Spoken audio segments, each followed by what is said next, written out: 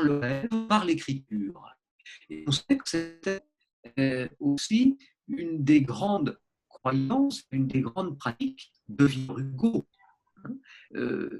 Ce rapport spiritualiste à l'univers qui fait que l'on peut avoir le sentiment de communiquer avec des êtres qui ne sont plus là ou en communication par le rêve, par les fantasmes, avec un temps autre que le nôtre. Et c'est aussi le projet de Patrick Modiano dans Dora Bruder que de ressusciter la vie de cette adolescente déportée et morte dans les camps, donc qui n'a pas vécu, mais de reconstituer cette vie sur la base de quelques témoignages, de quelques photographies. Mais je suis content de ce que je fais maintenant. سيد العميد الإجابة طبعا نقول أني أشكرك الحقيقة على ذكاء هذا السؤال. السؤال الأول اللي هو يقول إحنا ممكن أن نعيش التاريخ. ممكن أن نعيش التاريخ لأن هنا يعودنا إلى حقيقة التخيل الذاتي اللي قلنا عليه أكو مصطلح اسمه الأوتو فيكسيون. هذا التخيل الذاتي هو سؤال يتعلق بالأجناس الأدبية وهو قد ساهم بهذا النوع الذي اشترح مصطلحه سيرج دبروفسكي وأساسه كان التخلص من الاضطهاد النازي.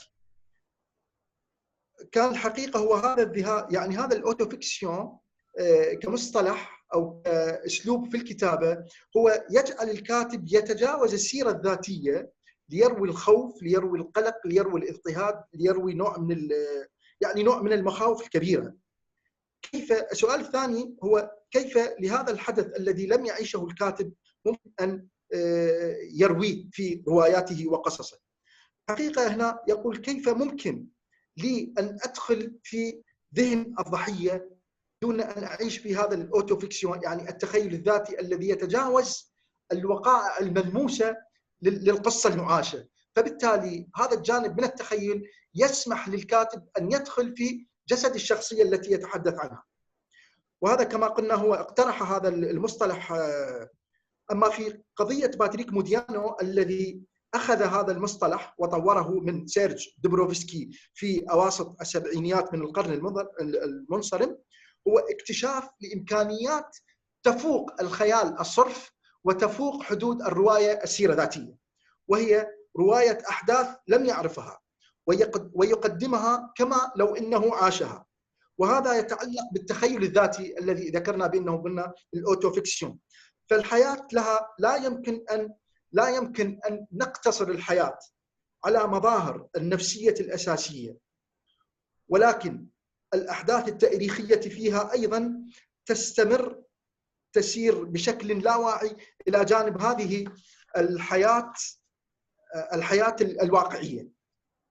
إنه يروي حياة من خلال تعالق حيوات أخرى، وهذه الحيوات الأخرى قد يكون إنه سمعها، قد يكون إنه قرأها في كتاب، قد يكون تخيلها، وبالتالي تنجمع كل هذه سواء كانت فيها نوع من الخيال، نوع من التصور الذي يفوق التصور العادي، والذي تعطي للكاتب إمكانية تجاوز الحياة في محدوديتها، أي تتجاوز السيرة الذاتية كما تتجاوز الخيال النفسي الصرف.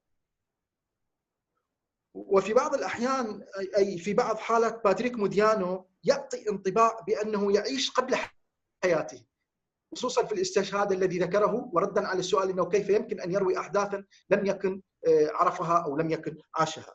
وبهذا يقدم الصيغة التي قلنا عليها الأوتوفيكسيون، وهي أي تكتشف ما لم تعيشه بشكل تام، وما يمكن أن يثير فينا من مشاعر لطالما سمعناه من خلال. وهذا الخلط في الحقيقة يوجد في كتابات كثيرة، وممكن أن إذا رجعنا مثلا إلى كتابات فيكتور هيغو نجد أنه يمكن أن يحقق هذا من خلال نوع من الإرواحية أو من خلال نوع من الحلم الفائق. ممكن له أن يدخل في عالم هذا الحلم وفي هذه الإرواحية إلى إيجاد نوع من العلاقة مع شخصية هو لم يكن يعرفها معرفة زمانية مكانية، وإنما يعرفها من خلال هذه العوالم، عوالم التخاطر وعوالم الدخول والتواصل إلى أشخاص آخرين من خلال الحلم ومن خلال وقت هو غير وقتنا. وبالتالي فإن حالة موديانو مثلا في دورا برايدر الذي يسيق دائما برينو بلونكمان هذا المثل عليه، لأن دورا برايدر عاشت وماتت قبل أن يولد باتريك موديانو، فهو استطاع في هذه الرواية، في هذه الكتاب الذي يعتبره كتاب ما بين الرواية وما بين الوقائع الحقيقية، يلجأ باتريك موديانو إلى تركيب حياة دورا برايدر، ولكن ليس بطريقة أو بنهج التاريخي، وإنما بنهج الروائي الذي يمزج عادة الأحداث بالمخيلة الروائية، وبالتالي يستطيع أن يتخلص من ضيق الوجود المكاني. دكتور علي، صوت جيد دكتور، وانا هسه صار الصوت واضح.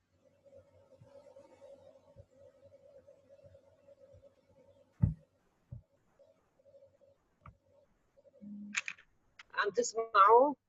Oui. Vous m'entendez? Oui. Ah, bon, très bien. Je me présente rapidement. Je suis l'attachée de coopération à l'ambassade de France en Irak, à Bagdad, et on est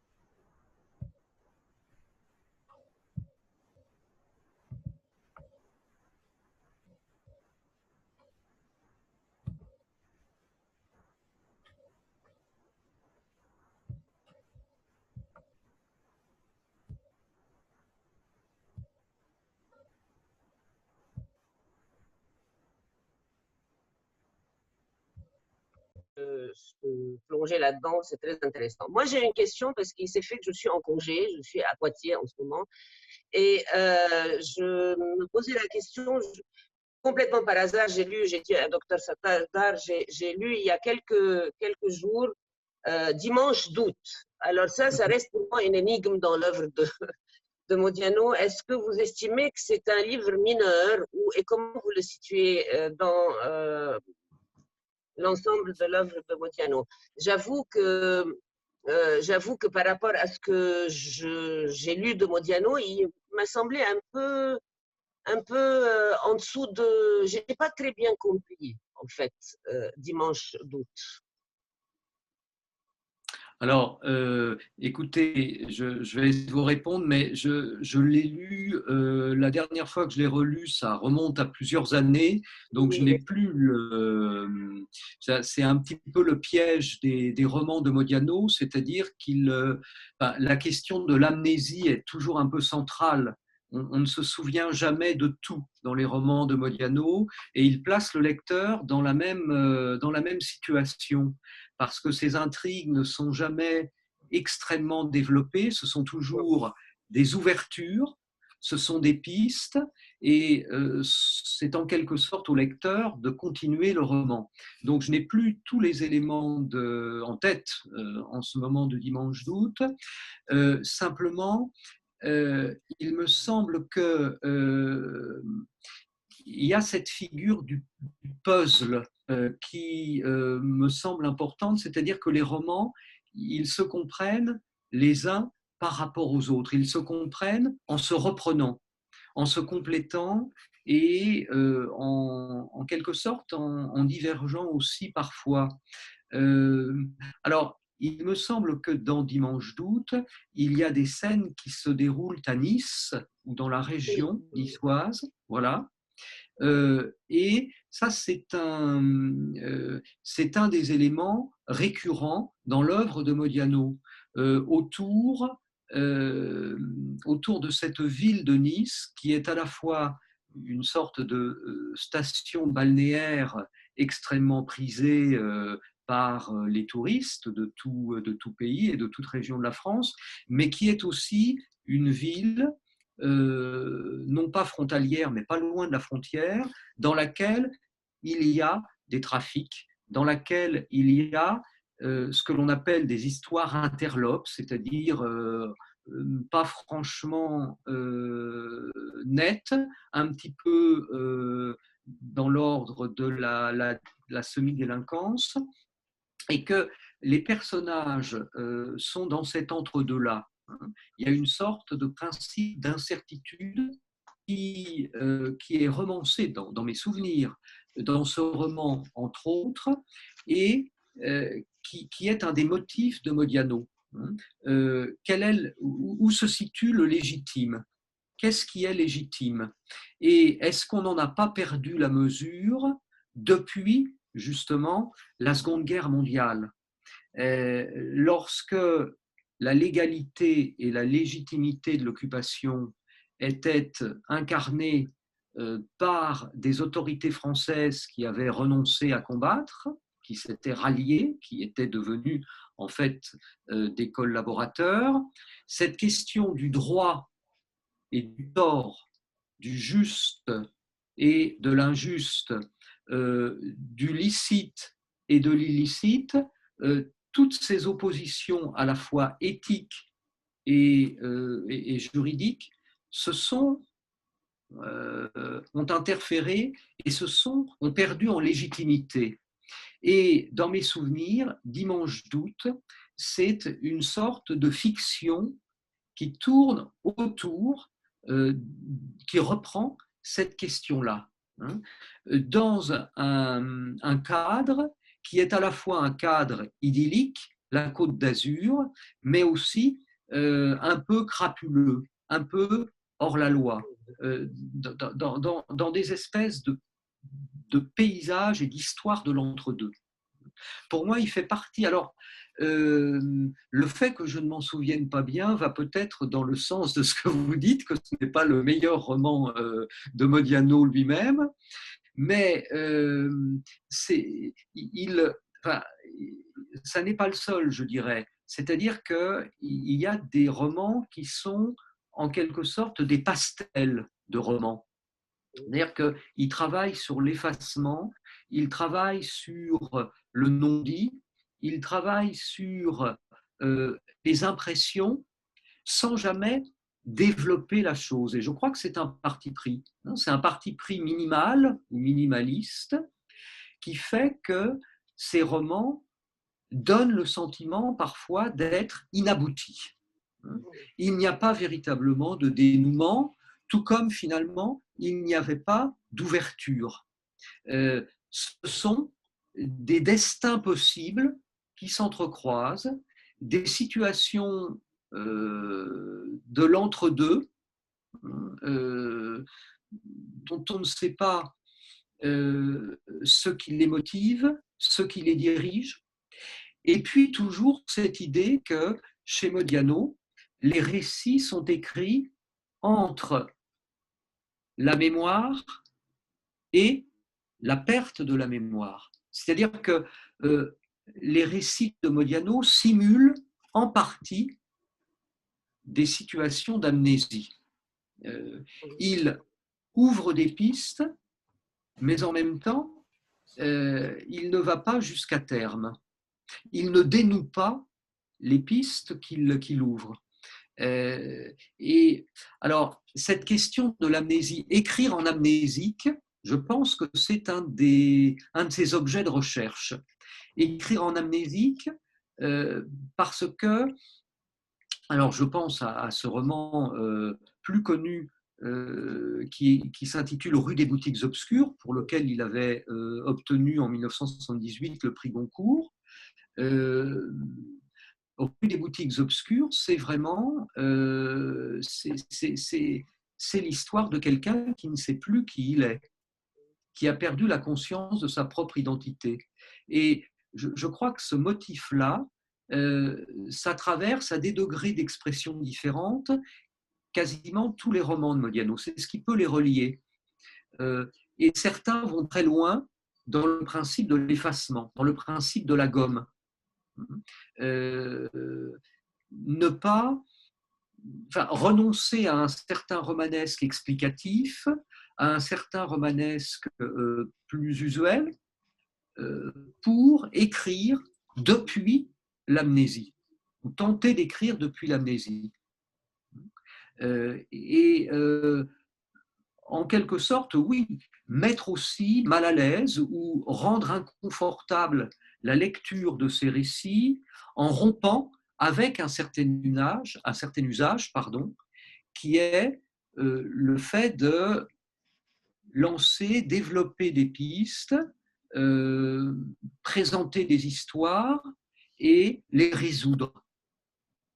En fait, ça serait, je dirais, le côté expérimental de Modiano.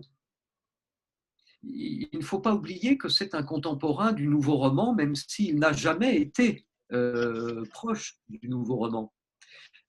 Mais il a commencé à écrire en 1968, à une époque où le nouveau roman était la grande référence littéraire française de l'époque. Alors, il n'est pas néo-romancier, mais je pense qu'il hérite de toute une tradition expérimentale qui est celle de la modernité, dans laquelle, depuis Gide, c'est-à-dire depuis très en amont dans le XXe siècle, depuis Gide, on réinvente le roman de telle sorte qu'il déstabilise les lecteurs. Voilà. Un roman réussi va déstabiliser le lecteur. Il y a ce principe des avant-gardes ou ce principe expérimental qui est, c'est pareil en poésie, Modiano est quelqu'un qui a beaucoup lu les surréalistes, par exemple, et qui les apprécie énormément. Il y a quelque chose qui relève de ces différentes traditions de la modernité qui, en quelque sorte, entendent non pas créer de nouveaux réflexes de lecture, mais véritablement déstabiliser le rapport à la fiction qui est le nôtre, tel qu'on en a hérité du XIXe siècle. C'est pour ça que je le situerais, moi. Voilà. Et alors, vous prenez un autre prix Nobel français encore vivant qui est Le Clésio. Au début de sa carrière, ses premiers récits, ses premiers romans procédaient d'eux-mêmes. C'était très difficile à lire, un petit peu abscon. Ça n'aidait pas le lecteur, mais au contraire, ça entendait le pousser dans ses retranchements. Bon, et puis après, je dirais, le Clésio s'est calmé, il en est revenu à des formes de fiction plus classiques, mais tout aussi réussies. Modiano, il a parfois cette tentation-là. C'est ce que j'appellerais la tentation des avant-gardes, même si on ne peut pas le définir comme un artiste avant-gardiste. Je ne sais pas si j'ai répondu à votre question, mais je pense qu'elle ouvre des pistes qui vous m'avez rendu le livre plus intéressant, le roman plus intéressant que je ne le pensais. C'est juste pour vous rappeler, c'est l'histoire de la croix du Sud. Ah oui, là. Le bijou. Oui. Voilà. Mais oui, vous me l'avez rendu beaucoup plus clair que ce que j'avais. Il est intéressant. Là. Et la croix du Sud revient d'ailleurs dans d'autres romans. Oui. Ouais. Il y a des motifs qui traversent son œuvre comme ça. Oui. Mémoire oubliée. Merci beaucoup. Merci à vous. دكتور علي عندك بعد شيء؟ عندنا مداخلة بعد أخرى ناخذها حتى يعني يصير الإجابة فيما بعد. بكيفك حتى تكون آخر شيء يعني هاي قصدك؟ لا إذا تريدها الآن المداخلة كانت من البروفيسور، أكو شيء تريد الترجمة إنه لو لا هو تقريبا يعني تحدث بشكل عام عن السنتز مال باتريك موديانو اللي له علاقة مثلا له علاقة بالذاكرة بالنسيان، له علاقة بأكو بعض المواضيع اللي دائما عند باتريك موديانو تروح وتأتي. فهي سئلت الحقيقة سئل سؤال دكتورة ناكوز يسأل سؤال عن أهمية ديمانش دوت اللي هي أيام أحد أغسطس. قل شنو هاي الرواية، هل تعتبر مقارنة مع أعمال باتريك الأخرى هي رواية يعني مذاق قيمة كبيرة أو جنس آخر من هالروايات؟ الاجابه مالته كانت ليس بهذا الشكل، بان روايات باتريك موديانو هي ممكن ان تقراها انت بس ما تخلف عندك شيء بالذاكره الحقيقه، لان اصلا عمل باتريك موديانو مبني على انبعاث الذاكره والنسيان، وهذا التجاذب بين الاثنين، اضافه الى هذه بعض المواضيع اللي تحدثنا عنها، اكو عوده دائما للذكرى بها نوع من الشعور يعني شعور بهذه العقده، عقده التاريخ، عقده الاضطهاد، تقريبا بهذا الشكل. لان يعني بعد ما اعتقد اقدر اجاوب اكثر من هذا. نعم ثانك يو دكتور. الان دكتور سوري الاستاذ بشار سامي، الان تفضل دكتور لكم الكلام. Merci, monsieur l'invité, le conférencier qui avait vraiment présenté énormément et suffisamment une historique et quelques analyses sur Mondiano. Merci pour monsieur le président d'être assisté, madame Nakouzi, également monsieur le doyen de la faculté. Bachar Sami, professeur de lettres françaises à l'université Moustansoria. Ma question ou mon intervention porte justement sur le type de personnage de Mondiano. Et surtout que lui, Mondiano, il a vraiment fait des écrits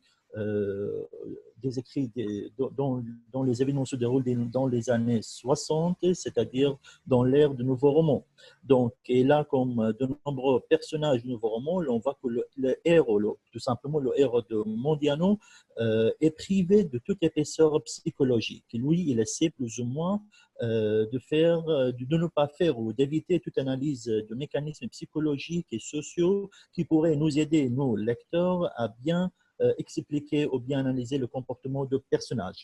Et là, je vois que Mondiano, il a fait vraiment un petit retour au personnage du nouveau roman et à travers vraiment cette absence de psychologie de personnage. D'autre part, lui, comme vous avez vous-même dit, qu'il fait un type de personnage qui revient plus ou moins au roman traditionnel de Balzac et d'autres écrivains du 19e siècle. Donc là, on est presque, même les nouveaux romanciers, et vous avez également dit tout à l'heure que le Mondiano essaie de déstabiliser ses lecteurs. Même le nouveau roman a fait à travers, dans la jalousie par exemple, là, à la lecture de ce roman, là, on voit que l'acteur est plus ou moins perdu dans la description minutieuse des détails, description d'objets, oubli de personnages. Mondiano aussi a fait plus ou moins absence de psychologie comme le nouveau roman. Par contre, Mondiano, lui, il a laissé une sorte d'identité à son personnage à travers la présence. Donc là, je vois que Mondiano, vraiment, il a fait un petit mélange entre les caractères des personnages dans son roman que l'on peut trouver un roman contemporain à travers des personnages empruntés, des traits empruntés de nouveaux romans et de romans réalistes. Donc là, je vois que Mondiano, il a fait vraiment un mélange dans la construction de son personnage à travers ce mélange de nouveaux romans et de romans réalistes. Je ne sais pas si cette petite analyse convient à ce que vous voyez comme spécialiste de Mondiano. Merci. Oui, je suis tout à fait en accord avec votre analyse. Alors, on ne peut pas dire de lui qu'il appartient à une avant-garde, comme on a pu le dire du nouveau roman ou comme on avait pu le dire auparavant des surréalistes, parce qu'il ne se revendique d'aucun projet théorique d'accompagnement. C'est-à-dire que ça n'est pas une œuvre qui s'accompagne en quelque sorte de consignes ou de recherches qui dépasseraient l'œuvre elle-même, qui prétendrait agir par exemple sur le cours de l'histoire ou qui prétendrait révolutionner les mentalités. Il n'y a pas cette, je dirais, cette arrogance qui est celle des avant-gardes et qui entendait faire du livre une sorte de lieu de révolution permanent. Mais il se situe pour moi clairement dans l'héritage d'un certain nombre d'auteurs الصوت ما انقطع يعني les بس قال اتفاقيات modernes جميله اصالح الجامعه المستنصريه. du début du XXe siècle. Hein. La génération, par exemple, de Gide, c'est une génération qui a expérimenté des pratiques romanesques nouvelles, par exemple la mise en abîme chez Gide, hein, dans les faux monnayeurs. Ça permet de redéfinir un nouveau rapport à la fiction. Eh bien, il me semble que Modiano, sans être d'avant-garde, sans camper sur des positions modernistes théoriques, sans même véritablement théoriser son propre projet, même s'il est réfléchi, et son discours de réception du prix Nobel le montre, eh bien, c'est quelqu'un dont l'œuvre a des phases successives. Hein, voilà maintenant plus de 50 ans qu'il écrit. Son premier roman est publié en 1968. Donc, il y a des phases successives, des évolutions, et je dirais qu'il y a peut-être une notion qui permettrait de définir ces recherches en matière de roman au plus près, c'est la notion de minimalisme. C'est la notion de comment créer un maximum d'effets romanesques depuis un minimum d'éléments écrits. Comment inventer un art de la suggestion, mais depuis des modalités d'écriture très contenues, très resserrées. Comment, en quelque sorte, désécrire autant qu'écrire. Ça me semble être véritablement, s'il fallait le formuler, donc d'une manière un peu plus théorique, un de ces éléments de recherche. Écrire pour Modiano, c'est désécrire, c'est-à-dire ne pas aller jusqu'au terme des histoires qu'il raconte, ne pas trop profiler ses personnages, se garder de tout discours d'accompagnement, de toute intrusion trop forte du narrateur dans sa propre histoire, opter pour une langue qui est une langue minimale.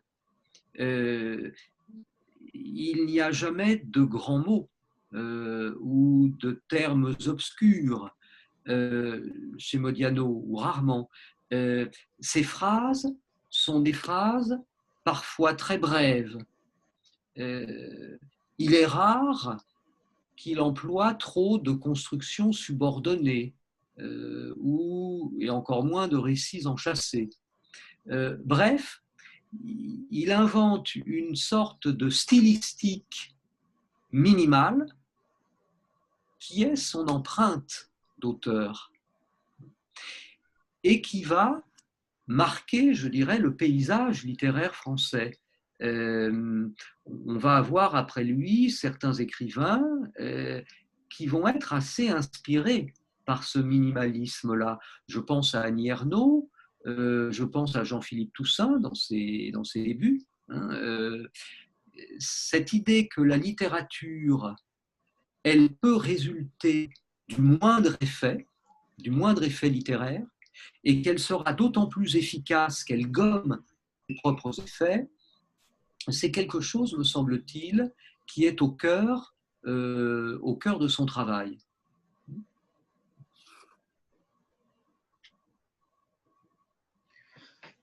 طبعا أنا للأسف يبدو السيد رئيس الجامعة أعتقد عنده ارتباط آخر، فأحاول أن أترجم ما قالت دكتورة ناكوزي بخصوص التعاون. ما أدري ذكرتي فتشي كان عندي صوت منقطع بخصوص أكو ربما اتفاقية أو عمل عملتوه هنالك في فرنسا من أجل الجامعات العراقية والجامعة المستنصرية بالذات. مدام ناكوزي تسمعيني؟ Il faut que je réactive mon micro. Attends. D'accord, ouais, j'entends. Maintenant, vous m'entendez? Oui, j'adresse juste une phrase au président de l'université en le remerciant déjà de toutes ces initiatives que vous prenez et surtout lui dire notre intérêt de développer la coopération.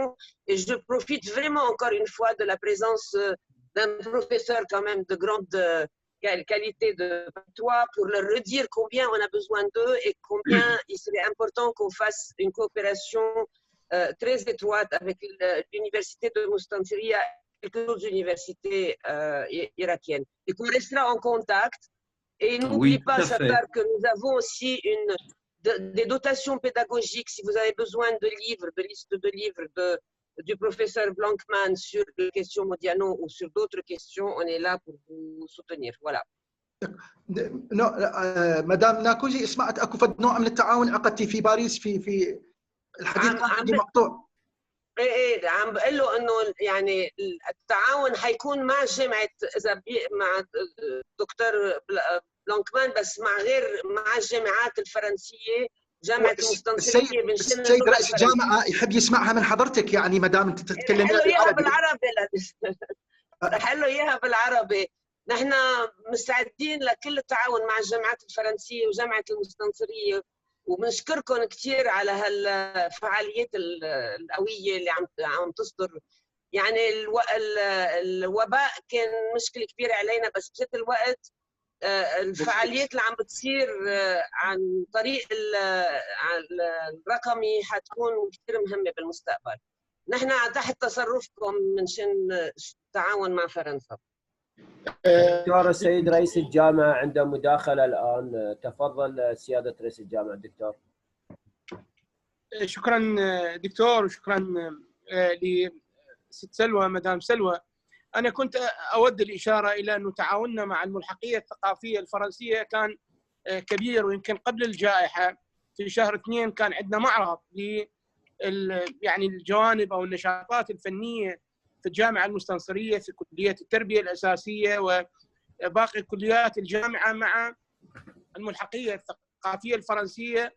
وأيضا لدينا نشاط ومؤتمر الفرانكفونية، فلدينا مشاركات وتعاون كبير مع السفارة الفرنسية والملحقية الثقافية.